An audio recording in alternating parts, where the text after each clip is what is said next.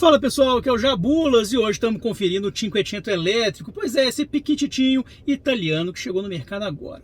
Esse carro foi escolhido pela Fiat para sua estratégia de eletrificação, não só aqui, mas também na Europa, né? Então ela pegou já o seu miudinho, um carro icônico, e colocou ele para ser o seu modelo elétrico. Vamos dar um rolê agora nesse carro e eu vou contar um pouquinho sobre o que ele tem de interessante e o que não tem de interessante, que é apenas o preço. Então, aperta o cinto aí e vamos dar aquele rolê agora. Segura aí.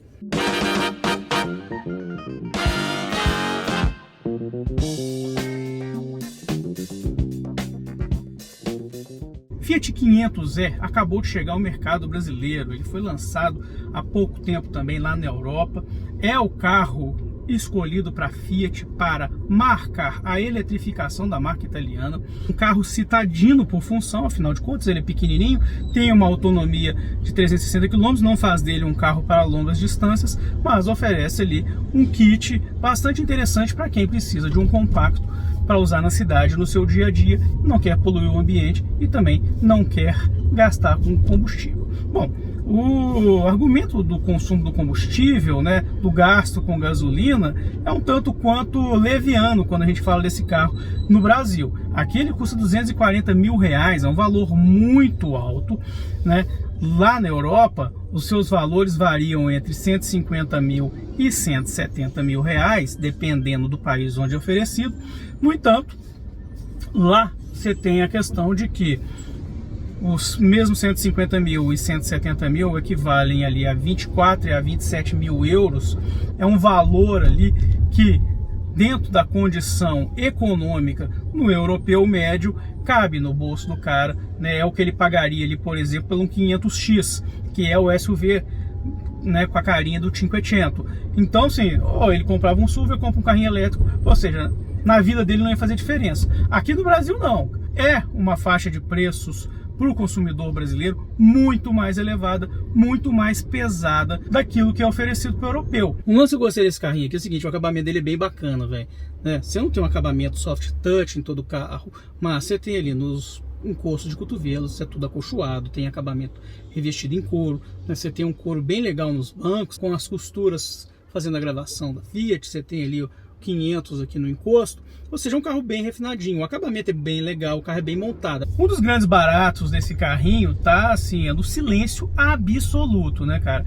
A gente escuta um ruidinho bem suave do motor elétrico em atuação, é um barulhinho parecendo ali tá vendo? Ele é bem fininho ali, não chega a incomodar. Então, assim, você pode trocar ideia numa boa aqui, conversar tranquilo, com os vidros fechados. Então, assim, o silêncio é quase absoluto, né? O que você escuta mesmo é a rodagem dos pneus no asfalto, né? O contato do pneu com o asfalto, isso aí vem para dentro da cabine. Mas é um carrinho bem recheadinho, né? Um carrinho que tem muito conteúdo, né? Você tem quadro de instrumentos digital, você tem um multimídia grandão, conexão com Android Auto, Apple CarPlay, navegador nativo, navegador que tem uma função inteligente, né? Que você consegue estipular uma rota de menor consumo. Você ainda tem aqui carregamento por indução magnética. Você tem aqui uma série de itens ali que você encontra em carros mais sofisticados. Um lance muito legal é o seguinte: esse carro não tem maçaneta manual. Na verdade ele tem, fica lá embaixo, mas você usa para abrir e fechar as portas um botãozinho que tem o mesmo formato do botão da partida sem chave. É bonitinho, mas isso aqui é o seguinte: segundo os engenheiros da Fiat, depois você ganhou aqui um espaço, você tem um puxador fixo aqui, você ganha um espaço melhor, você tem uma melhor ergonomia do que se tivesse uma alavanquinha aqui para você abrir a porta. Então apertou o botãozinho, a porta está aberta. É, sem sombra de dúvidas, o Fiat mais sofisticado que você vai ter no mercado. Ainda você conta com um pacote de assistência de condução muito farto. Você tem aqui monitor de permanência em faixa, você tem alerta de ponto cego, você tem controle de cruzeiro adaptativo, você tem alerta de colisão, ainda você tem a câmera de ré, você tem sensores dianteiros e traseiros, então você tem uma cobertura 360 graus aqui de proteção, e você ainda conta ali com bolsas laterais, ou seja, em termos de segurança, esse carrinho é top, velho, tem muito conteúdo, muita tecnologia. Bom, aqui no console central a gente tem aqui só 3 comandos. Você tem o botão do freio de estacionamento eletrônico, a rodinha do modo de condução e aqui o controle do volume do rádio. O espaço interno é espaço de Cinquecento, não pode esperar muita coisa. Carrinho apertadinho. Eu sou um cara de 1,69 m E eu vou aqui de boa, aqui na frente e tal. Sobra um espacinho aqui para um cara da mesma altura que eu ir sentado lá atrás. Duas crianças vão de boa ali, elas vão curtindo ali numa boa. Agora botar dois adultos ali. E se forem acima de 1,70 m, bicho, aí o tempo fecha ali. Os caras vão brigar lá atrás. O porta-malas tem um volume até satisfatório para um carro desse tamanho. Mas a gente tem que levar em consideração que não se trata de um carro para longas viagens. É o carro que você pode levar sua bagagem até o aeroporto, pois a autonomia de 360 km, bicho, não vai te permitir ir muito longe. O preço de 240 mil reais desse carro é algo que torna ele proibitivo para a grande maioria da população. Mas não trata-se de uma ganância da italiana. Pois é, a Fiat vende esse carro pelo preço que ela consegue botar ele aqui, para ela não ter que pagar para você comprar. Ah, mas os caras estão tomando prejuízo vendendo esse carro? Claro que não. Eles podem estar trabalhando com uma margem bem magrinha, mas uma margem tem. O lance é que, para o mercado brasileiro, esse carro é algo totalmente proibitivo, é totalmente fora da realidade. Você tem um problema muito sério aqui de falta de infraestrutura de abastecimento, você não tem ponto de recarga, né? Você tem São Paulo, que tem muito ponto de recarga, o Rio está começando a ter pontos de recarga, mas a restante do país ali é bastante incipiente. Inclusive aqui em Belo Horizonte você tem poucos pontos de recarga, e pontos de recarga ultra rápida são mínimos. Alguns poucos lugares que você consegue recarregar esse carro ali com velocidade. A gente pegou esse carro com a bateria em 100% e estava marcando 270. Até o momento a gente rodou algo em torno de 135 km, estamos com 52% da bateria e uma autonomia restante de 124 km para reabastecer. Bom, como já vou devolver amanhã cedo, não estou nem muito preocupado, pois acredito que vou precisar rodar ainda no máximo, na pior das hipóteses, uns 50, 60 km, né? E esse é o grande calcanhar de Aquiles quando você fala em elétrico, pois você depende da recarga.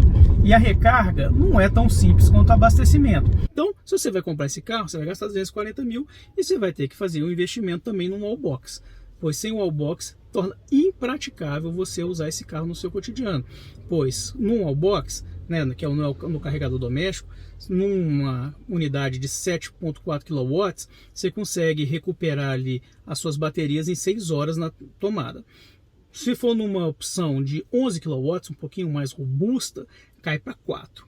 Agora, se for na rede doméstica mesmo, se for na sua tomada 220, aí são mais de 24 horas para poder recarregar o carrinho. Ou seja, é uma eternidade para você reabastecer esse carro. Então, se você é um cara que roda 50 km por dia, você tem uma autonomia aqui declarada de 360, vamos jogar aí para 300. Você roda 5 dias, você tem que deixar depois o carro, né, no sábado carregando, não roda no domingo, e aí você deixa ele carregando e depois usa ele no seu uso cotidiano. Ou seja, então se você precisar de usar no domingo, você não vai ter o carro. Então o wallbox é fundamental, cara. Vai gastar uma grana aí, chega de 5, vai de 5 a 10 mil um wallbox, você já gasta 240, sapeca o wallbox aí na conta, no seu boleto, para você poder ter sossego, trabalhar, né, poder usar o carro aí de forma tranquila. Lembrando que é um carro urbano, citadino, filho. Não inventa de você sair lá, vou lá para São João del Rei, ver a prima. Você pode até ir, você pode até chegar lá em São João, mas o problema é que você não vai voltar, a não ser que você deixe ele lá 24 horas carregando na tomada da sua tia. Ou seja, é um carro que para o europeu funciona muito bem, mas pra gente, cara, ainda tem ali muita limitação, ainda mais porque é caro e não te dá, né, a autonomia, não te dá a aplicação que a gente está acostumado com o automóvel, né? Eu costumo dizer que a gente aqui no Brasil, a eletrificação está chegando aqui, a gente está tendo a mesma sensação, o mesmo impacto quando foi lá no finalzinho do século XIX, quando Santos Dumont importou o seu primeiro carro, né, um Peugeot, e aí a turma endinheirada começou a comprar o automóvel, a combustão, e era aquela coisa, né, bicho? Ou eu compro esse negócio que você tem que abastecer com um líquido que pega fogo, ou eu tenho uma charrete que eu só preciso dar feno para o cavalo. Hoje a regra é essa, né? Ou eu compro um elétrico, que eu tenho que deixar ele 24 horas na tomada, bicho, ou eu compro um carro a gasolina, que eu vou ali no posto da esquina, mesmo a 7 barão, eu abasteço ele em 5 minutos, né? Tem uma grande diferença, ou seja, a lógica é meio parecida com a de 130 anos atrás. No entanto, é possível você conseguir dar uma esticada na sua autonomia. Isso porque o 500E, ele conta com 3 modos de condução. Você tem um modo normal, você tem um modo charge, que é o que eu estou usando o tempo todo. O normal, ele deixa o carro solto, ou seja, soltou o pedal, ele continua embalado, sacou? O modo charge, ele ativa aquele sistema One Pedal, que é muito comum nos carros elétricos. O Bolt conta com isso, o Leaf também, que a partir do momento que você soltou o pé, ele começa a frear o carro. Isso porque o motor utiliza, né, o movimento das rodas, a inércia do veículo, para poder gerar carga, né? O motor funciona como uma espécie de dínamo, né? Você lembra do dínamo da bicicleta, que acendia a luzinha? Pois é, ele faz essa função meio que de dínamo, ele começa a segurar, retrair um pouco, o carro vai freando, mas na verdade ele está recuperando carga. E dependendo da velocidade que você estiver andando, você consegue andar numa velocidade basicamente neutra, ou seja, você não tem ganho e nem consumo. E a terceira opção é o modo Sherpa. Bom, no modo Sherpa é o seguinte, cara, para fazer uma analogia aqui, o modo Sherpa é aquele momento em que você está apertado para chegar em casa, para ir para o banheiro, e você está quase perdendo a batalha. Pois é, você está com pouca carga, você está com pouca bateria, o que o modo Sherpa faz? Ele ainda intensifica esse processo, esse atrito para gerar carga. Ele limita a velocidade máxima a 80 km por hora, justamente para você não andar gastando mais do que precisa, e ele também corta o ar-condicionado. Ou seja, ele te dá uma carga para você conseguir chegar assim, estender o máximo a corda ali, andando da forma mais eficiente, mais maciota possível, para você não ficar ali, ter um apagão, né, e ficar sem bateria no meio da rua. Uma coisa que me chamou a atenção nesse carro, que eu achei até um pouco desconfortável, é a suspensão. A suspensão dele é bastante dura, cara. Esse carro soca bastante, sacou? Então tem uma suspensão pauleira, mas há uma explicação técnica para isso, pois como as baterias ficam no berço sob os bancos, né? Você está aqui no assoalho, e você também tem uma altura livre do solo bem baixinha, então você precisa de uma suspensão muito firme ali para esse carro não ficar porrando o fundo, né? Assim, você passa no quebra-mola agora, ó.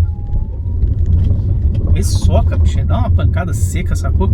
Me lembrou o 500 Abarth, né? Que tinha suspensão pauleira, mas aí a proposta era outra. Tinha que ter uma suspensão queixo duraço mesmo, pois o carro era um esportivo, o carro não podia oscilar, então você tinha uma suspensão muito dura. Mas nesse caso aqui não, nesse caso aqui a suspensão, você tem uma suspensão mais firme justamente para suportar esse peso, para ele não balangar tanto, e também você tem um cursinho, parece que é limitado ali, bicho, você evitar que o fundo ali, o berço da bateria, fica tomando porrada, né? Fica batendo fundo aí, pode causar um dano, pode danificar aí o sistema. Então é isso, pessoal, esse é o Fiat 500e, um carrinho extremamente divertido, uma delícia de andar. É um carro caro, é um carro que o consumidor vai ter ali o problema de infraestrutura de abastecimento. A gente tem ali uma rede de eletropostos pequena, carregar esse carro demora, a autonomia de apenas 360 km limita muito o seu uso, mas é um carro ali que mostra que o caminho da eletrificação chegou, não tem como voltar atrás. É um carrinho bem legal, muito conteúdo, um carro muito sofisticado, um carrinho delicioso de guiar, mas